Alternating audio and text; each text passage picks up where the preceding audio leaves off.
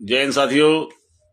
अच्छा, हम आज आप लोगों को बताने जा रहे हैं कि फॉरवर्ड कैटेगरी 15% होने के बाद और 85% में ओबीसी एससी एसटी होने के बाद भी फॉरवर्ड कैटेगरी कैसे आगे चला जाता है, कैसे सरकार बना लेता है और कैसे ये 85% होने के बाद भी सरकार नहीं बना पाते हैं।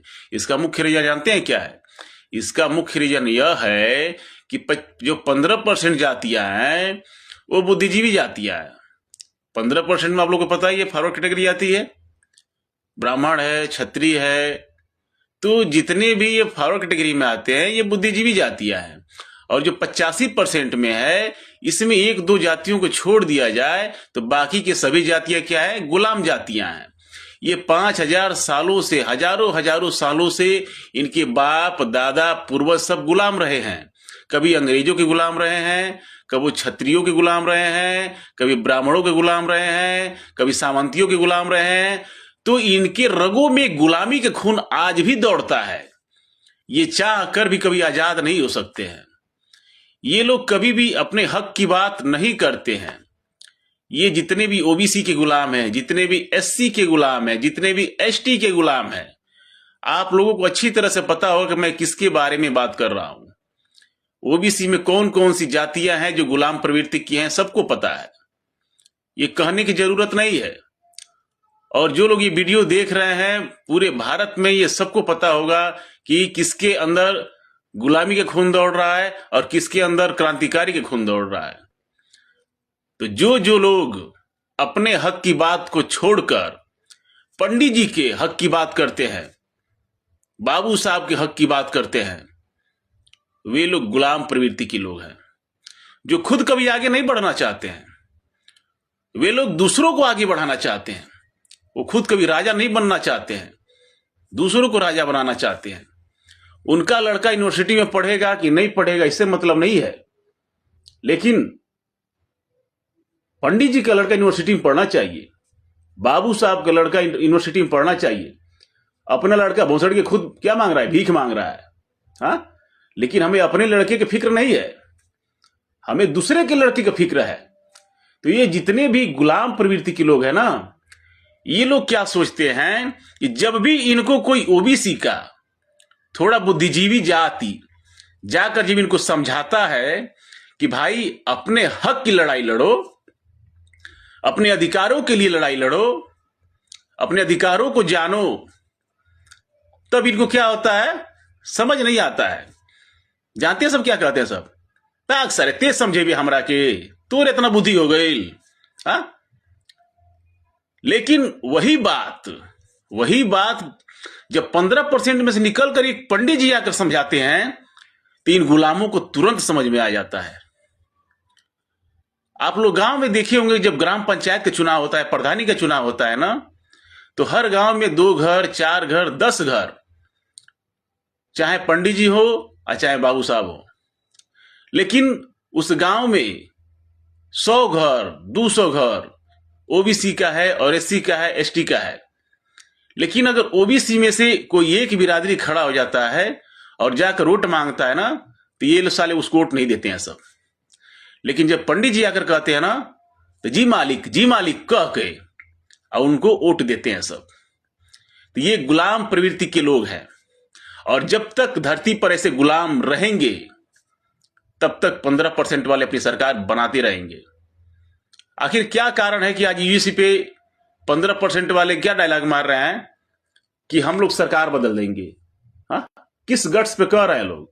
क्योंकि उनको पता है कि हम लोग एक बार चाहेंगे और 1 मिनट में इन लोग को क्या कर सकते हैं? मैनिपुलेट कर सकते हैं।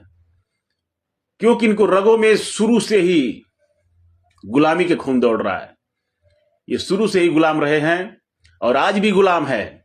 और अगर अब भी अपनी सोच नहीं बदलेंगे तो जिंदगी भर गुलाम ही रहेंगे। ठीक है?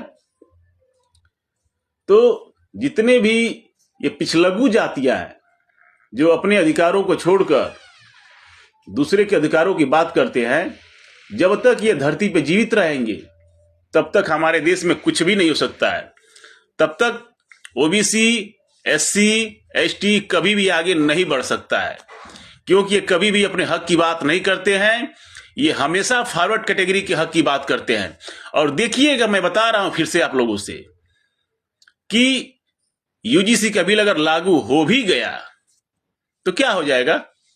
अगर यूजीसी के बिल लागू हो भी जा रहा है तो उसे क्या हो जाएगा, ये बताइए कि यूजीसी में जो हेड ऑफ डिपार्टमेंट है वो किस बिरादरी का है, फॉरवर्ड कैटेगरी का। तो जब फॉरवर्ड कैटेगरी के बाद जाओगे रिपोर्ट लिखवाने के लिए, आप फॉरवर्ड कैटेगरी के खिलाफ रिपोर्ट लिखवाओगे तो क्या वो उसकी सुनवाई करेगा? नहीं करेगा, नहीं करेगा भाई। वो तो ऑलरेडी विरोध में है, वो एफआईआर क्यों दर्ज करेगा? अगर एफआईआर कर भी ले रहा है, उसके खिलाफ मुकदमा दायर भी हो जा रहा है, तो उस पर कोई कार्रवाई नहीं करेगा। तो बहुत ज्यादा यूजीसी के आने के खुशी में कूदने की जरूरत नहीं है। ये सिर्फ एक ओबीसी एससी एसटी को मोदी जी अपने फेवर में करने के लिए एक झुंझुना बता रहे हैं। अरे भाई, सबसे पहले आप इसका हेड ऑफ डिपार्टमेंट चेंज कीजिए ना, कि यूजीसी का हेड ऑफ डिपार्टमेंट कौन है उसको चेंज कीजिए। वहां पे ओबीसी को बैठाइए, वहां पे एससी को बैठाइए, वहां पर एसटी को बैठाइए, तब ना जाके ओबीसी एससी एसटी के कंप्लेंट कोई सुनेगा। हाँ, कंप्लेन करने वाला ओबीसी का होगा, कंप्लेन करने वाला एससी का होगा, कंप्लेन करने वाला एसटी का होगा, और फैसला सुनाने वाला फॉरवर्ड कैटेगरी का होगा। तो फिर आप लोग अंदाजा लगा सकते हैं कि रिजल्ट क्या होगा, फैसला क्या होगा। हाँ, तो ये ओबीसी एससी एसटी वालों के लिए सिर्फ एक झुंझुना है। तो सबसे पहली बात है कि यूजीसी के अंदर की बातों को जाकर पढ़िए कि इसमें और क्या क्या जरूरी चीजें हैं जो लागू होनी चाहिए। अगर आज इसको सख्ती से लागू नहीं कराया जाएगा तो फिर ऐसे ही चलता रहेगा, लेकिन लागू हो नहीं पाएगा। मुझे नहीं लग रहा है कि लागू हो पाएगा। अगर लागू हो भी गया तो बहुत ज्यादा इसका रिजल्ट कोई नहीं निकलेगा, क्योंकि इन गुलामों को, ये जो ओबीसी के गुलाम हैं, जो एससी के गुलाम है, जो एसटी के गुलाम है, ये कभी भी देश को आजाद नहीं होने देंगे। ये कभी भी सही हाथों में देश को नहीं जाने देंगे। ये हमेशा पेंडुलम के जैसे इधर उधर डोलते रहेंगे। ये कभी भी खुद कुछ राजा नहीं बन सकते। ये राजा बनने की इनके अंदर योग्यता है ही नहीं है, क्योंकि साले गुलाम पैदा हुए थे, गुलाम हैं और गुलाम ही मरेंगे। और जब तक धरती पे ये गुलाम रहेंगे तब तक 15% वाले अपनी सरकार बनाते रहेंगे। कितना गट्स के साथ आज फॉरवर्ड कैटेगरी कर रही है कि हम रोड पे उतरेंगे और सरकार बदल देंगे। सोचिए, 85% होकर सरकार नहीं बदल पा रहा है, और 15% वाला एकदम क्षमता के साथ, गट्स के साथ कह रहे कि हम सरकार बदल देंगे। किसके बदौलत? इन गुलामों के बदौलत। तो जो भी ये गुलाम है, अगर हमारी बातें सुन रहे हैं, अगर तुम्हारे रगों में सच में हिंदुस्तानी खून है, तो एक बार जरूर सोचना कि हम भी कभी आजाद हो जाएं, कभी गुलामों के जंजीरों से निकलो भाई। जिंदगी भर गुलामे रहोगे? हाँ, खाली सोशल मीडिया पर नेता बनोगे। कभी ओरिजिनल में भी नेता बन के देखो, कभी ओरिजिनल में भी नेता बन के देखो, पता चल जाएगा। ठीक है भाइयों, जय हिंद। कमेंट जरूर कीजिएगा। जो लोग भी देख रहे हैं, अगर हमारी बातें अच्छी लग रही हो तो कमेंट जरूर कीजिएगा कि क्या मैं सही कह रहा हूं कि गलत कह रहा हूं। क्या इन गुलामों की वजह से हमारा देश गुलाम नहीं है? आज भी आजाद होते हुए भी हम लोग गुलाम हैं। किसके हाथों? 15% के हाथों। और 15% के हाथों गुलाम बनाने का अधिकार जानते कौन दिया है? ये गुलाम जातियां। ठीक है, जय हिंद।